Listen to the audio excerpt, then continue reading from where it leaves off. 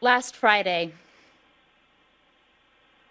nearly 40 million women, girls, transgender, and gender nonconforming people in 26 states lost access to abortion, a vital form of health care. And although we currently have access to abortion care in Washington state, even here, our rights are not guaranteed. This is an issue that touches all of us, including our community members and our staff. And in this way, it is very much a port issue. And many of you have reached out and expressed what this decision means to you. I'm speaking today as someone who chose to build a career over building a family, as someone who chose to be a mother in her own time and on her own terms. I'm speaking as someone whose daughter has fewer rights than I did and my mother before me. To be explicit, bodily autonomy is a fundamental right. The Supreme Court's decision to overturn Roe v. Wade effectively removes decision-making power from people who can get pregnant and gives that back to the state. The health, educational, and socioeconomic outcomes of forced pregnancy and birth are dire. And like all bad policies, it hits the most vulnerable the hardest. The Port of Seattle's mission is to promote economic opportunities and quality of life in the region by advancing trade, travel, commerce, and job creation in an equitable, accountable, and environmentally sustainable manner. So although we may not directly influence policies related to abortion, we have so many tools in our box to empower people who can get pregnant. Economic empowerment leads to social justice.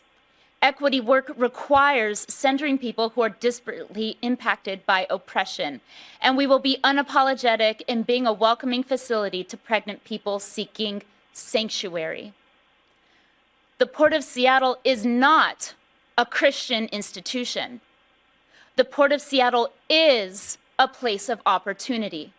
We just celebrated the grand opening of a new international arrivals facility, where we imagined people crossing a bridge, setting foot on our land, the promise of opportunity and a new day to make their way. Imagine a woman arriving from Ohio, whose doctor looked her in the eye, told her that she is forced to carry a high-risk pregnancy against her will and that she may die. Imagine her stepping foot into Washington state, knowing that she has the opportunity to live, to choose by choosing abortion.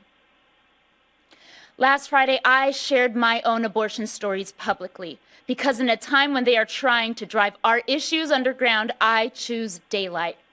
I choose to speak on what's real and what's at stake for women, girls, and genderqueer people with uteruses. Because in a time of blatant misogyny, racism, transphobia, and homophobia, living authentically and out loud is an act of resistance. The social stigma reinforced around sex and reproductive health and abortions is deadly. And as one of our employees pointed out, the more we talk about it, the more normal it becomes and the more accessible it will be. And to every woman without access to abortion care who is scared and confused and lacks community support, to you I say this: there is no shame in your experience. You are not alone. Washington State is a sanctuary for women seeking abortion care, and we welcome you. And as a commissioner, I tell you that when you arrive through the Port of Seattle, you will be safe. I am the first Asian woman and only the 5th woman elected to this body in the Port's 110-year history.